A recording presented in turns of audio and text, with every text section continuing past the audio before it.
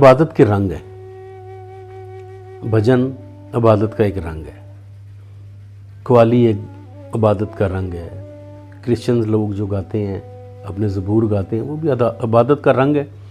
करते सारे इबादत उसी की हैं, नाम सारे उसी का लेते हैं, मगर ये है कि अल्लाह ताला तक पहुँचने का एक शॉर्टकट जो रास्ता है वो इबादत में म्यूज़िक के साथ, तो एक बंदा ध्यान लगा लेता है।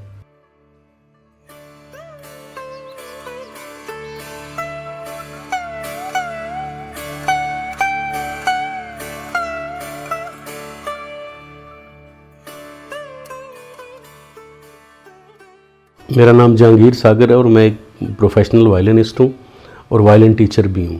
तकरीबन 6-7 साल की उम्र से मैंने क्लासिकल गाना शुरू किया,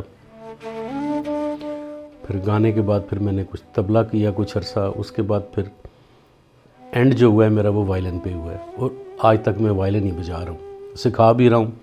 मैं national council of the arts Islamabad में वायलिन इंस्ट्रक्टर हूँ।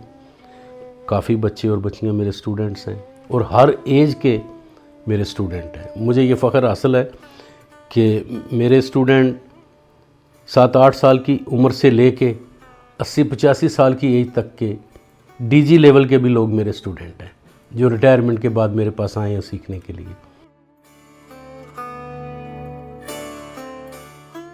आजकल तो म्यूज़िक सीखना बड़ा आसान हो गया है, हमारे दौर में इतना आसान नहीं था। एक बुक्स मंगवाने के लिए आपको बाहर पैसे भिजवाने पड़ते थे और वो बड़ा मुश्किल काम था, मगर अब लोग मेहनती नहीं हैं, अब लोग मेहनती नहीं हैं, लोग सीखते नहीं हैं, लोग अपना टाइम गुजारते हैं।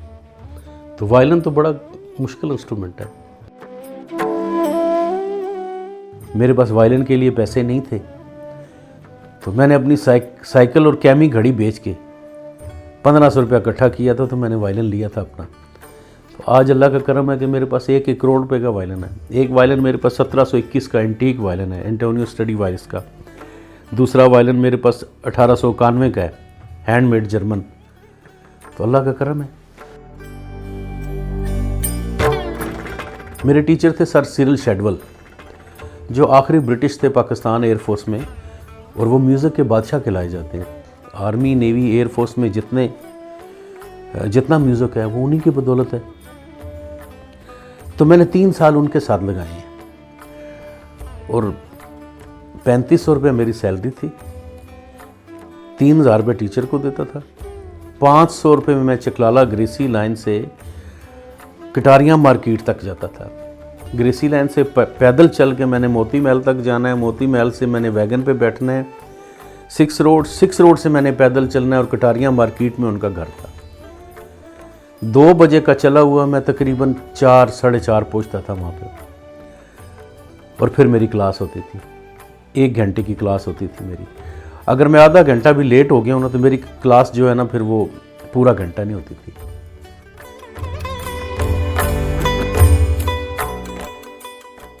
मौसीकी एक बाकायदा इल्म है और इल्म बगैर सीखे नहीं आता,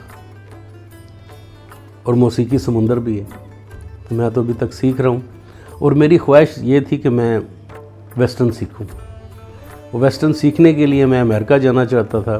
दुनिया की जो सबसे बड़ी म्यूज़िक की यूनिवर्सिटीज़ हैं वो Manhattan school of music New York, मेरी ख्वाहिश थी कि मैं वहाँ पे जाता, मगर फिर मेरे फैमिली मामलात ऐसे थे कि मैं नहीं जा सका।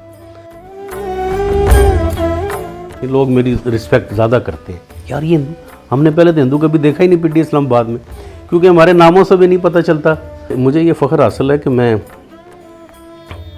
कम से कम पंजाब में मैं भजन गायक भी हूँ। तो जब हमारे इवेंट आते हैं तो मैं हफ्ता 1.5 हफ्ता प्रैक्टिस करके तो गा लेता हूँ।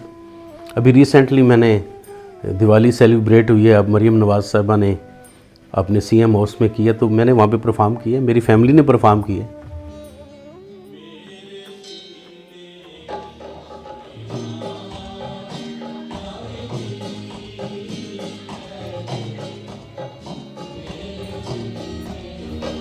थोड़े दिनों में हमारा भंडारा शुरू होने वाला है महर्षि गुरु वाल्मीकि स्वामी जी का। तो भंडारा ये है कि भंडारा पूरे पाकिस्तान में सिर्फ हमारे लोग मनाते हैं, जो रावलपिंडी इस्लामाबाद के लोग हैं, ये महर्षि गुरु वाल्मीकि स्वामी का भंडारा मनाते हैं। भंडारा ये होता है कि उनके नाम का आप जैसे न्याज कहते हैं, हम उसको प्रसाद कहते हैं। उनके नाम के हम चावल होते हैं, हलवा पूड़ी, जो खाने पीने की चीज़ें हैं, उसमें गोश्त नहीं पकता हमारे।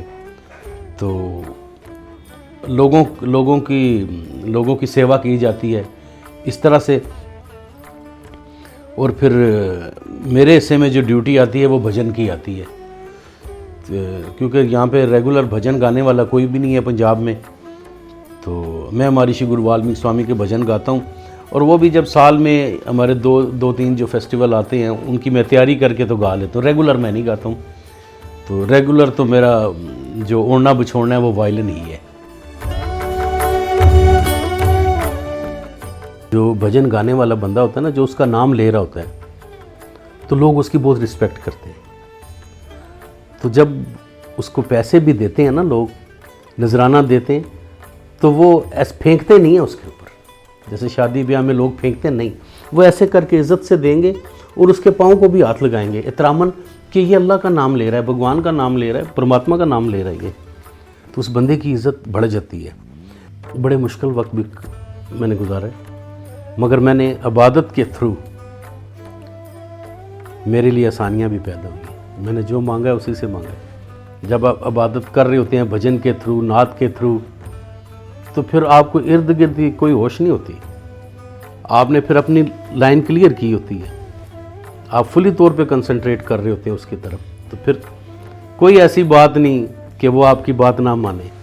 तो मुझे जो सेटिस्फेक्शन मिली है वो म्यूज़िक से ही मिली है। जब आपका शौक़ और प्रोफेशन इकट्ठा हो जाता है फिर आप नहीं थकते, फिर कुछ भी नहीं होता। आपको अपना काम आना चाहिए, शौक़ से आप अपना काम करें तो स्किल आपके काम आती है। ये नहीं कि आप भूखे मर जाएंगे, नहीं, आपको अपना काम आना चाहिए। फ़न कुर्बानी मांगता है, कोई भी फ़न है, म्यूज़िक को छोड़ दें आप, फ़न कुर्बानी मांगता है, तो फिर सारी दुनिया आपके पीछे होती है।